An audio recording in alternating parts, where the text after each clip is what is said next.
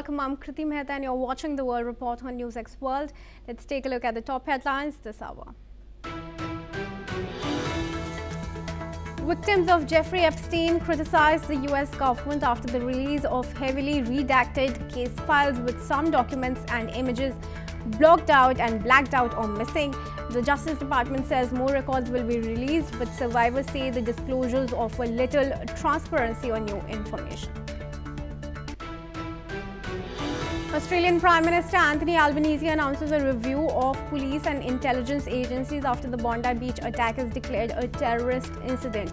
15 people are killed in the shooting at a Jewish festival, with police saying the gunmen were inspired by Islamic State ideology. The Kremlin denies that three-way talks between Russia, Ukraine and the United States are being prepared despite diplomatic meetings in Miami. President Vladimir Putin's aide says proposals from Ukraine and Europe do not improve the chances of reaching a long-term peace. Ukrainian President Volodymyr Zelensky says Russia is trying to cut Ukraine off from the Black Sea after intensified strikes on ports and energy sites. He says the attacks target Odessa and key trade routes as Moscow steps up drone and missile assaults. Israel's Security Cabinet approves the establishment of 19 new settlements in the occupied West Bank, according to an official statement. The decision brings the total number of settlements approved in the past 3 years to 69 and are seen as illegal under international law. The United States intercepts an oil tanker off the coast of Venezuela in international waters, a move that comes just days after US President Donald Trump announced a blockade of all sanctioned oil tankers entering and leaving Venezuela. 9 people were killed and 10 wounded when gunmen opened fire at a licensed tavern in Beckersdale near Johannesburg. Police say multiple suspects fled the scene and a manhunt is underway as investigators work to determine the motive. North Korea says Japan's ambitions to possess nuclear weapons must be curbed, according to state media KCNA. The comment follows reports that Japan may review its non-nuclear principles amid rising security regional tension. And viewers, let's track some news now coming in connection to the Ukraine-Russia war. Now, the Kremlin has denied reports suggesting that three-way talks between Ukraine, Russia and United States are being planned as diplomats gathered in Miami to discuss possible ways to end the conflict. Russian officials said there has been no serious discussion on such an initiative so far. President Vladimir Putin's foreign policy advisor, Yuri Ushakov, told reporters that to his knowledge, no preparations are underway for any trilateral meeting. His comments were carried by Russian state news agencies and appeared aimed at pushing back against speculation around potential diplomatic breakthroughs. The denial comes at a time when international efforts to explore negotiation options are continuing, but with no clear sign of direct engagement between all sides. The war in Ukraine remains unresolved, with diplomatic channels still limited and positions sharply divided. I'm now joined in by Glenn Grant, who's ex-advisor to Defense Minister of Ukraine, and he joins us from Latvia. Thank you very much, Mr. Grant, for joining us and for being available to NewsX World for this conversation. Mr. Grant, now we had statements coming in from Zelensky, who said that there are proposals of trilateral talks between Russia and Ukraine with US as the negotiators. Now, of course, Kremlin has issued a statement to deny knowledge of any such meeting or talks in Miami. Would you have thought anyway that such a trilateral talk, even if organized, would help in achieving a ceasefire as desired? No, I don't. I mean, Putin was offered the opportunity of a ceasefire over Christmas by all sides, and of course he didn't take this up. And he's made it very clear, as have all his team, that Russia intends to keep this war going, and then probably once, in their words, once they've actually defeated Ukraine, then move into a war against Europe as well. So there's no chance of talks, three-way talks at all. because they will be meaningless. Sure. What are your expectations from the latest round in Miami? None. I think that Ukraine is giving and giving and giving and giving to the Yeah. Americans on these talks all the time, to the point of stupidity almost. But the red lines, they can't go on this red line, past this red line of giving up territory, because the country will not allow it. So Zelensky would be removed very quickly if he actually signed anything that said we're giving up land. Do you also see Ukraine in a position to hold election if all goes well? Not really. I mean, when you think where the people are all over the world now of Ukrainians and a large amount of them in the occupied territories, it would be extremely difficult to do that. And anyway, the country would just vote Zelensky back in out of sheer spite for Russia. And America. So it's pointless. I mean, the next steps have got to be people reinforcing Ukraine so that Ukraine can actually win the war. But your former prime minister had issued a statement to say that Zelensky, in fact, does not want to hold election at all. Yeah, So if he's going to be winning, why would he not want to hold election? What Zelensky doesn't want to hold elections because it would be a mess, and it would be a mess to the advantage of Russia at the time, and so the country doesn't want elections. The country is quite stable in that respect. That they know that Zelensky needs to be changed, but they don't want to do so until and have elections until the war is won. Until then, they're quite willing to bully Zelensky to get him to do what the society needs him to do. What do you think should Ukraine really do to, have its demands met? Oh, well, win. There is no other. This is not a war like Iraq or Iran where you just dip in and dip out. This is a war to the death. Russia has invaded. Ukraine is fighting back as hard as it can to regain its sovereignty. The only thing is, Ukraine has got to get its land back, and it's doing some pretty serious attacks against Russia in depth at the moment, against Russian oil and other facilities. So Russia is a lot closer to breaking than people realize.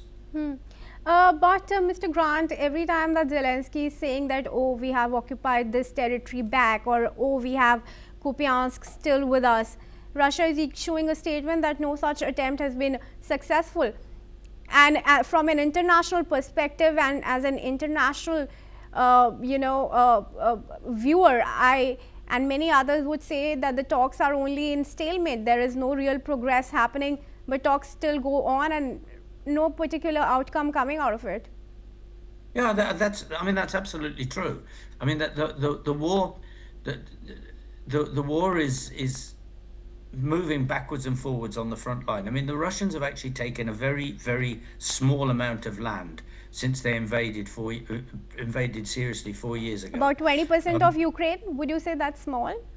Yes, at the moment, considering how the Second World War was won in 4 years, and Russia went all the way from from Moscow to Vienna in a couple of years. What they've done at the moment is relatively small and still winnable back. It's not an overwhelming amount. Let's just say that. It's still nasty. But what's got to happen is Russia has got to be broken. Ukraine may not win the land back, but it's working towards breaking Russia, where Russia actually has to withdraw. But isn't Russia too big? Its infrastructure well established for Ukraine to be able to win over, especially when clearly the war seems to be slipping away from Zelensky. The war is not skipping away from Zelensky at all. Zelensky is playing a very shrewd political game at the moment. And the war is only moving forward slightly on the front line, but in the rear there is a lot of damage done to Russia, and Russia's infrastructure is old and breaking. They've still got mud roads from where major highways should be. So don't assume just because Russia is big. Size is also its weak point, because it's got very few people to cover all that size, and actually limited resources to maintain infrastructure, and limited because they're wasting so much of it on things, for defense things that they're probably never ever going to use. All right, well, I'll leave it at that. Thank you, Mr. Grant, for joining me in this discussion. And now moving on, viewers, to some news from America's U.S. Homeland Security Secretary Kristi Noem has confirmed that the United States has intercepted an oil tanker off the coast of Venezuela in international waters. This comes after U.S. President Donald Trump announced a blockade of all sanctioned oil tankers entering and leaving Venezuela. It's the second time in recent weeks that the United States has gone after a tanker near Venezuela amid a large U.S. military buildup in the region. Meanwhile, Noem has said that the United States will continue to pressure the illicit movement of sanctioned oil that is used to fund narco-terrorism in the region. Noem added that the United States will find them and stop them. However, the White House spokeswoman Anna Kelly has said that the tanker contained the sanctioned oil. Joining me in this discussion is Collins Chong-Yu-Keat, who's a foreign affairs, security and strategy analyst, and he joins us from Kuala Lumpur in Malaysia. Thank you very much, Mr. Keat, for joining me in this discussion at NewsX World. When do you think this is going to stop? Will Venezuela be able to prevent itself from these US strikes, and how equipped is it to counter the challenge that's coming from Trump to overthrow the Maduro regime? I would argue that it is quite, difficult. We have seen how the naval might of the U.S. geographically closer, and we have also seen how Maduro has not been able to get the needed support from regional neighbors and partners. So this interception marks a qualitative shift where the U.S. is no longer relying on reputational financial deterrence loans. So after months of this momentum, so it's on re-establishing credible cause for defiance by physically interrupting these illicit trades by the Maduro regime. And of course, we've seen how what we are seeing now is a fusion of both economic cohesion with maritime power, with hard power capacity. And of course, also we have seen how the tanker itself is less important, but the network behind it, in terms of shell companies, buyers willing to ignore compliance risks, and of course also operating deliberately legal gray zone. And of course, this will be, having this huge implication, both politically and in terms of economic terms. Of course, this is also strategic signaling beyond Latin America. And of course, we've seen how this action is being closely watched by others, including Iran-linked shipping networks. Of course, also buyers in Asia who have been relying on sanctioned oil. So this is also a deterrent message being sent by Washington. Through this action alone, you have repercussions or ripple effects in other areas also. All right. And how do you see the divide between the Latin American countries towards the aggression of the United States in Caribbean? Because while Brazil has warned Trump over its increased role in Caribbean and over the seizure of oil tankers off Venezuelan coast, we have Argentina who's saying that Trump is taking the right approach. Yes, it's not surprising. We have seen how also it's a fragmented region, and also some countries have been wary of the implications of the Maduro regime, and that the actions have been supported, and that once it has been stabilized, then the region will feel also the positive ripple effects. But the U.S. message is systemic and structural. So if you touch sanctioned oil, then you risk, or you inherit the risks of U.S. enforcement, with the hard power capacity and with the readiness to act. And this is now being shown by the Trump administration. We have not seen this before under the Biden administration or before that. And this is a strong message being sent by Trump that he would take all it takes, he would do all it takes to protect the interests of the country and to protect the American lives, to stop this illicit trade of drugs, and of course also on the illegal activities being done by the Maduro regime, not only to protect the interests of the American people, but to ensure the stability of Latin America as well. And of course, it will have ripple effects also on the safety and security of the US, and also being meant as a deterrent message to Iran, to Russia, and of course, particularly to China, with the increased activities and support by Beijing in this part of the world. Yeah. Do you see Venezuela inching closer towards China, and how can China exploit the situation between the Americas? Yeah, he has already done so for the past couple of years now, and this action is also part of the the larger equation to halt the momentum of China in this part of the world. And Beijing has increased its footprint and presence in Latin America, and this is also being used as being observed closely by Beijing as to how the US and Trump will respond to that as part of the larger equation of the stopping this illicit trade. Of course, also the impact of fentanyl, and we will see also how the responses by strategic partners, including Brazil and Argentina, with regards to the the responses by Maduro. But we will see how this is being taken, with great importance by Beijing, and we will see the continuation of this momentum by Trump.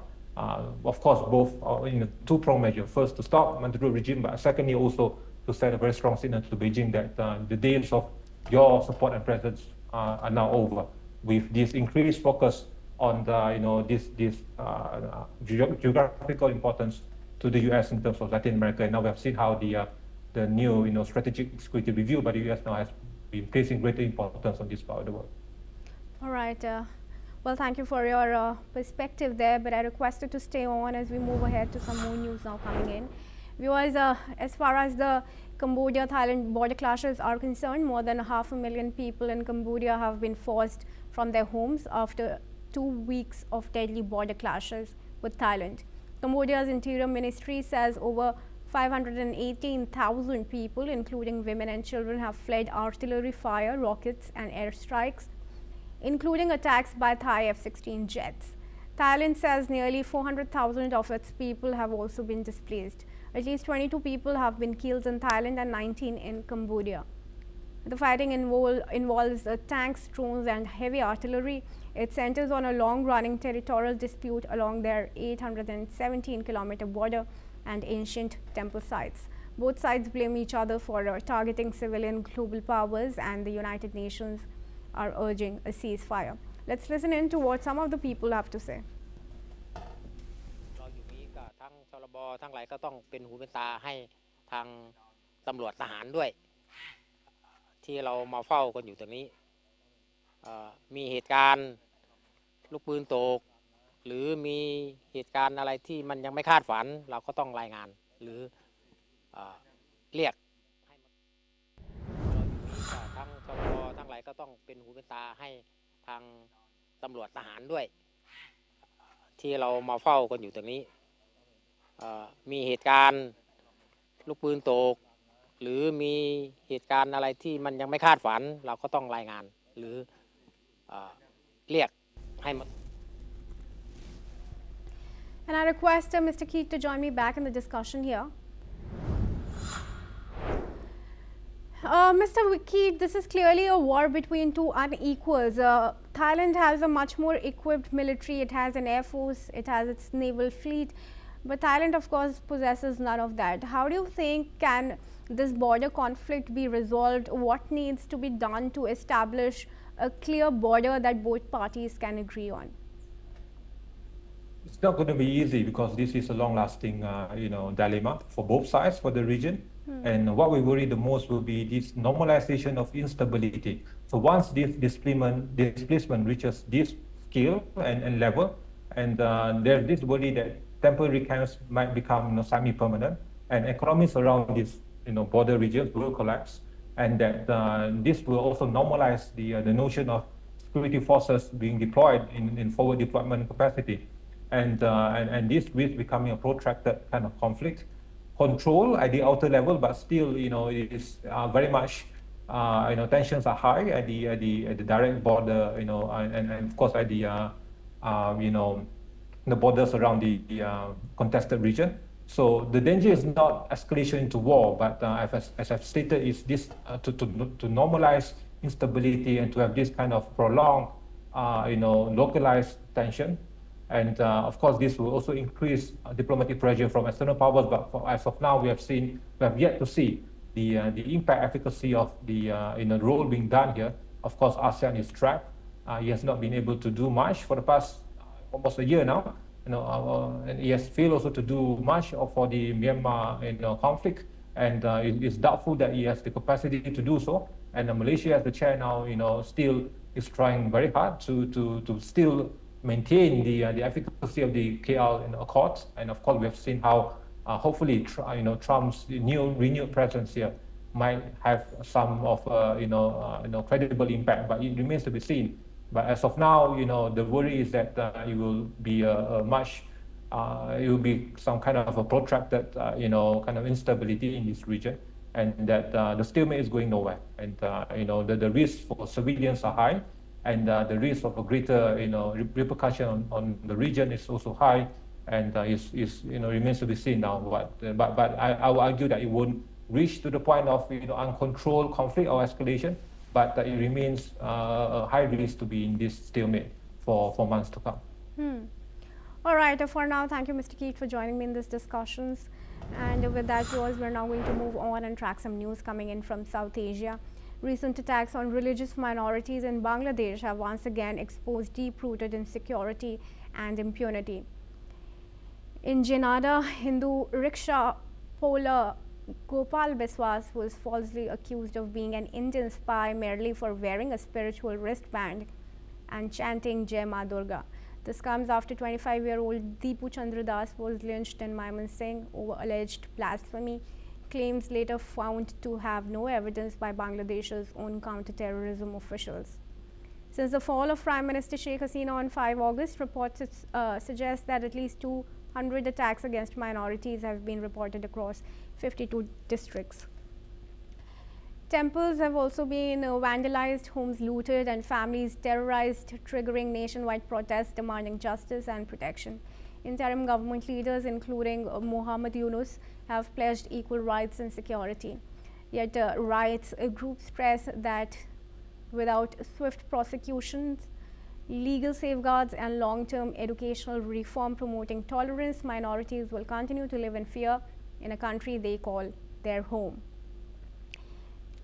And I'm now joined in by retired Major General Gigi Dwivedi. He's a defense analyst, also a Bangladesh war veteran, and he joins us from New Delhi. Thank you very much, sir, for joining us in this discussion. Now, I've also gone through your article on Bangladesh, Dhaka's dangerous drift, and you've pointed out how under Yunus, Bangladesh has, not just cozied up to China, but Pakistan, of course, continues to exploit the situation there. Now, this attack on Hindus and the minorities, of course, not the first time, although the attacks have become even more gory and gruesome. We saw the lynching of Deepu Chandra just on suspicion of raising anti-prophet remarks. That was a suspicion, not proven. 7 have been arrested on blasphemy charges, but they're most likely to be released on bail anytime soon. Now, today, more incidents of another rickshaw puller being held for chanting Hindu slogans, Sanatan slogans. And this is, of course, reminiscent of the protests that we've seen ever since the ouster of Sheikh Hasina regime. What really is happening, and is Bangladesh ever going to return to normalcy? Firstly, Kriti, always a pleasure to be on the NewsX World. Well, you rightly mentioned that I'm a Bangladesh war veteran, and these unfortunate instances that have taken place is indeed very painful, because we were part of Bangladesh Liberation War and lost number of comrades to achieve the same. But today, Bangladesh is in total chaos.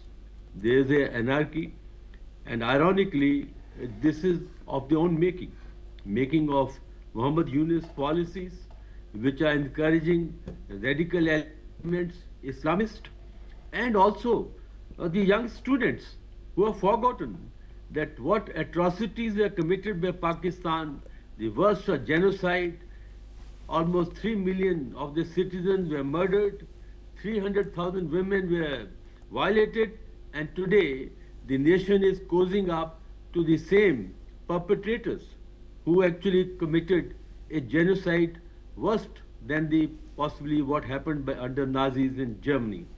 The question is, will Bangladesh ever come back to normalcy? The way situation are, I'm afraid, is going to further worsen because there are a couple of reasons for this. Firstly, the current dispensation has taken a very oblique stance. They have ensured that there is a hostility against India.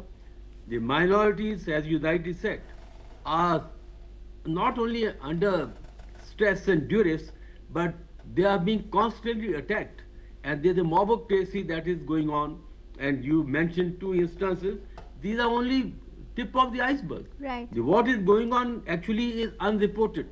And secondly, the Pakistan cozying up, ISI has a full-fledged headquarters working in the embassy of Bangladesh, embassy of Pakistan in Dhaka. There are about 8 officers who are fueling, this whole protest and agitation, and their effort is to absolutely take Bangladesh on the track of Pakistan. Incidentally, Bangladesh was doing very well in last 10-15 years, but today I don't think they are now going to recover from this until some sense prevails. So Kriti, what I can say is that today Bangladesh is in total mess. It is being created by their own people, and if this attitude of the Bangladesh government and the law enforcing agencies continues, these minorities have no place in Bangladesh, and it will be totally under the radical and Islamist, and it will reach a point of no return. Also, Kriti. Major General, I want to ask you about the Bangladeshis who continue to infiltrate in India. That's a major challenge that India continues to tackle with. Of course, we had NRC and Citizenship Amendment Act, but the threat is real and concerns are mounting, particularly after the situation that's under, that we are seeing since last year. Yeah, I actually personally can give an eye view because I commanded my division in this area which is bordering Bangladesh, and the point is there are a number of reasons of why this infiltration is continuing. Firstly, in Bangladesh, there is a very high degree of unemployment. Today, almost 30 to 40% young people are unemployed. So therefore, they have nothing to work or earn their living. The secondly is also being encouraged by the government by itself to ensure that there is a larger design, to change the demographics of the regions of Northeast, and that is being done very systematically. And the third point is that they have taken advantage of India's leniency. We have always had soft corner for Bangladesh, but the government there, especially today, they have taken advantage of this, and they have ensured very systematically that they take a anti-India stance. So these things put together, lack of economic opportunities, very systematic, encouragement of infiltration, and also taking advantage of the kind of we had a very amiable and a friendly border, which they have almost today, it has become very volatile. So that's why this infiltration of the people are taking place despite the CA, NRC, and especially also their intent is to push out all the minorities so that the Bangladesh become totally a Islamic state. So all these atrocities are being committed is basically to ensure that the minorities leave. And incidentally, in 1971, when I fought the war, in Bangladesh, Hindu population was about 23%. Today it is around 8%. So you can see, over a period of time, systematically they have done the ethnic cleansing, and that is why a lot of people who are coming also are also of the Hindus or minorities, because they are facing a very difficult situation and they are being prosecuted by the people around Bangladesh or in Bangladesh, and also systematically supported by the administration and dispensation. Kriti. All right. Thank you very much for now, retired Major General, for joining me in this discussion. And moving ahead, viewers, South Korea's consumer agency has ordered SK Telecom to compensate users following a major hacking incident earlier this year. The agency said it will direct the company to pay 58 users who filed a class action lawsuit, with each applicant said to receive 100,000 won in combined cash, points and mobile phone bill discounts. This discussion was taken at a meeting held on Thursday. The move follows a massive cybersecurity breach at the country's largest mobile carrier that led to the leak of personal data belonging to more than 20 million users. In August, SK Telecom was fined 134 billion won over the incident. The agency has also asked the company to take steps to compensate all affected users, warning that the total cost could reach nearly 2.3 trillion won. SK Telecom will be formally notified and must respond within 15 days.